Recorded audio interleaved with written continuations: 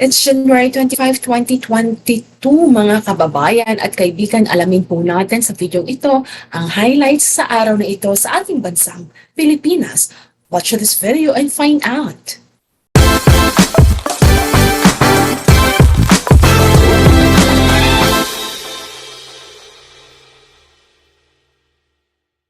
Magandang araw po sa inyong lahat mga kabayan at kaibigan. Ako po si Jamey Iris and I would like to welcome you dito po sa ating YouTube channel na pinamagatang Jamey Iris TALK TV, where we chat, discuss, and talk about mga topics na relevant po sa pagta-travel at ilan pa pong mga information na kailangan malaman po ninyo na nangyayari po sa ating bansa. To start with, tingnan po muna natin. Sino po ba sa inyo ang bago lamang po sa aking channel? I would like to simply welcome you at nais ko na rin po kayo imbitahan to please subscribe to my channel so that you'll get updated with videos such as this at iba pa pong klase ng mga videos that, we will be talking a lot of other important things that will definitely help you not only sa pag-uwi niyo sa Pilipinas but even looking forward sa career or professionally po.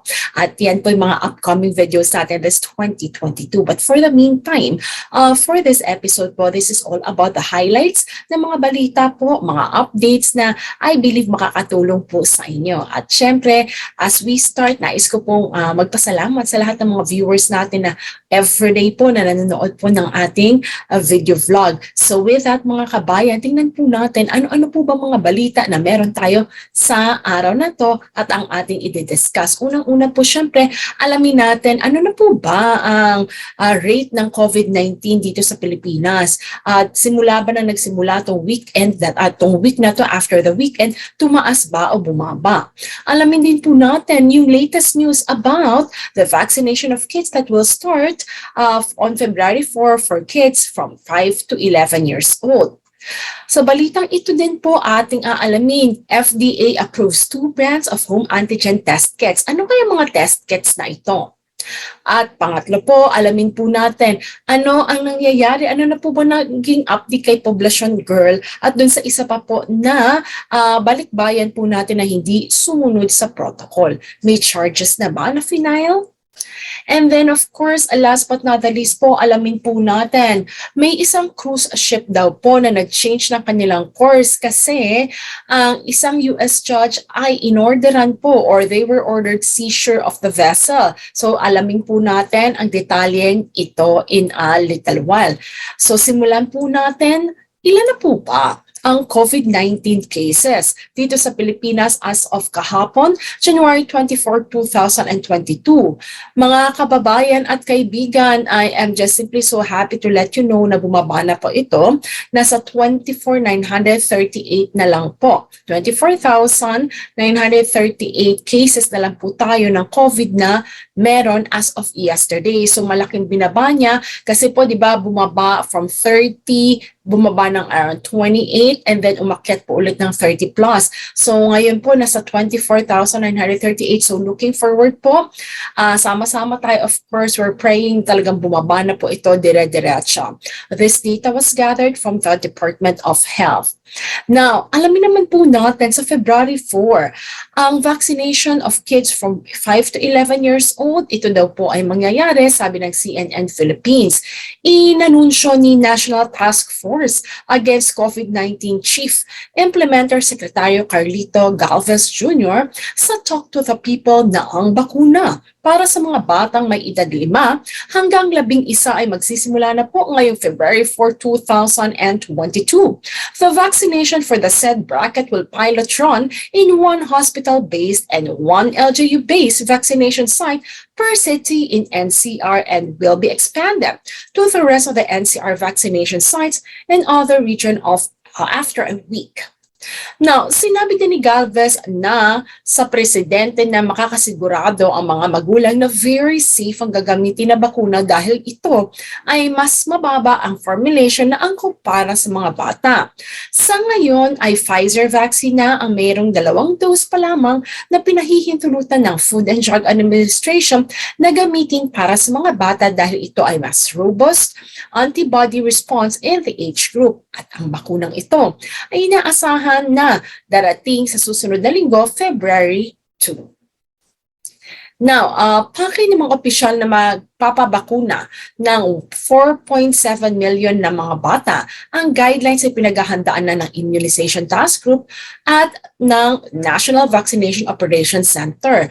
Ayon naman po kay Epidemiologist Dr. Eric Payag, Head of the DOH Knowledge Management and Information Technology Unit, na importante na ipaalam ng mga magulang kung bakit mahalaga ang bakuna. Kailangan maintindihan ng mga bata na ito ay proteksyon para sa kanila at sa mga kasama nila sa bahay. Kasama na rin yung mga kalaro nila kung balang araw maibabalik ang paglalaro sa ng ibang bata. Ayan po. So, it's great to know naman po na at least they formulated something that is specifically for the kids. Ayan. Pero syempre, yan po yung ating updates para sa vaccination for kids. Now, it's up to the parents if they would like them to be vaccinated or not. So again, mga parents, kayo na po ang bahala. Again, it's in your hands po ang decision kung magpapabakuna po ang mga bata. Ang kasunod naman pong balita sa araw na ito ay ang FDA approves 2 brands of home antigen test kits. Ayon sa CNN Philippines, 2 brand of self-test kits have been issued. Special certification by the regulatory agency, sinabi po ito ni FDA Officer in Charge Oscar Gutierrez. Isa ito sa mga pandayo of COVID-19 antigen self-test kit manufactured by Abbott. At ang isa naman ay ang SARS-CoV-2 antigen rapid test for home use made by Labnovation Technologies Inc.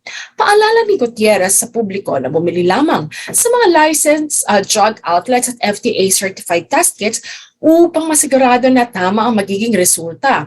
Bigyang atensyon din natin ang expiration dates at basahing mabuti ang mga instruction na makikita sa package ng mga test kits. Dagdag pa niya na importante na dumaan ang mga test kits na ito.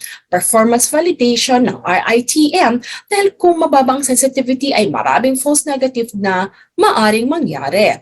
The FDA has also certified a total of 116 coronavirus test kits of different types, including na po dito PCR, antibody, and antigen. Meanwhile, 86% have been removed from the market due to low performance validation results after the product was already approved, voluntary surrender of a special certification, or the test kit was found to be uncertified. Dumako naman po tayo sa balita kung saan ano na po bang update kay Poblacion Girl at doon sa isa pang balikbayan natin na dumating sa Pilipinas ngunit sinuway po nila ang tinatawag po nating quarantine protocol. Ito po ay mula sa ABS-CBN News. Ayon kay Dr. Robert Salvador, Bureau of Quarantine Deputy Director, pinoproseso na ang kaso laban sa 2 returning overseas Filipinos na sumuway sa quarantine protocol at gumamit ng peking quarantine certificate. Dagdag pa niya na ang bilang ng mga umuuwing Filipino sa bansa na nagpo-positibo sa COVID-19 ay bumaba na po ng mula 400 COVID-19 positive OFWs daily in December to 250 na lang po ang nagko-COVID positive ng mga OFW until last January 22 at hiling niya na sana ay magpatuloy ang mga pagbaba nito or tuloy-tuloy na ang pagbaba nito. Nasa 3,000 naman ang overseas Filipino ang umuuwi sa loob ng isang araw sa ating bansa. Dumako naman po tayo sa ibang bansa. Speaking of, ayan, meron pong isang cruise ship na nagbago ng kanyang course after a US judge ordered seizure. Ito po ay from KEPR TV. Ang sabi, a cruise ship, Crystal Harmony, na supposed to be po sa Miami po siya ito magdadak, magsisail at magdadak. Pero instead, ito ay nagdock po o nagsail sa Bahamian Island of Benin after a federal judge in Miami issued an arrest warrant for the ship Thursday. A maritime practice where a U.S. Marshal shall go aboard a vessel and take charge of it, once it enters US waters. Kaya po, hindi sila kumbaga nag-seal originally as planned sa USA in Miami, Florida.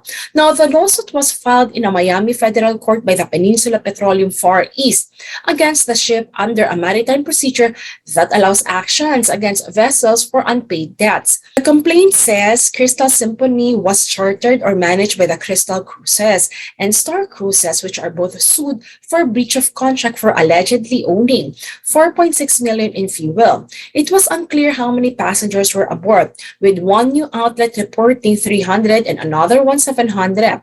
According to the company website, yung vessel or yung cruise ship pong ito can carry up to 848 passengers. Now, itong mga pasaheron pong ito were taken by the ferry to Port Everglades in Fort Lauderdale on Sunday. Crystal Cruises announced earlier this week that it was suspending operations through late April. Besides Crystal Symphony, it also has two other ships currently cruising, which ended their voyages on January 30 in Aruba and February 4 in Argentina. Suspending operations will provide Crystal management team with an opportunity to evaluate the current state of business and examine various options moving forward, the company said in a statement earlier this week. So yan po ang mga highlight ng ating balita mga kabayan. Let's talk and let us also summarize. So unang-una po is again yung patuloy na pagbaba ng COVID-19 cases sa Pilipinas. That's great news po, hindi lang sa NCR kung hindi sa iba't ibang region. So let's talk about it. So ano po sa tingin nyo ang yung magandang practices so that at least we could actually continue help one another na mapababa po ito. At syempre, kung kayo ay mga magulang, vaccination of kids from 5 to 11 years old starting on February 4, were you able to decide already if magpapakuna po ang inyong mga anak? Ayan po.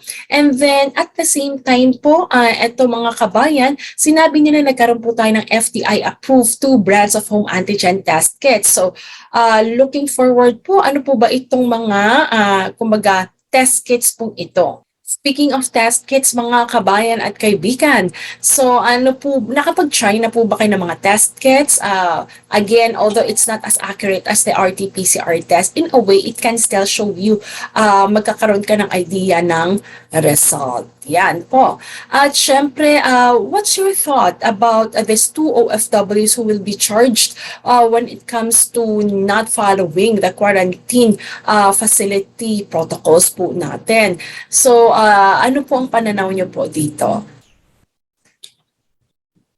So with that mga kabayan at kaibigan, yan po ang highlight ng ating mga balita and looking forward na nakatulong ito sa inyo and it kept you informed. So with that mga kabayan, if you find this video informative and helpful, please click like, and at the same time, I'm inviting once again yung mga bago pa lang po sa aking channel na mag-subscribe na po kayo at so that at least every day, mabibigyan ko po kayo ng updates na relevant and you can also ask me questions. Nasa isang episode naman po natin yon na as much as possible po, meron tayo in a week. Ayan.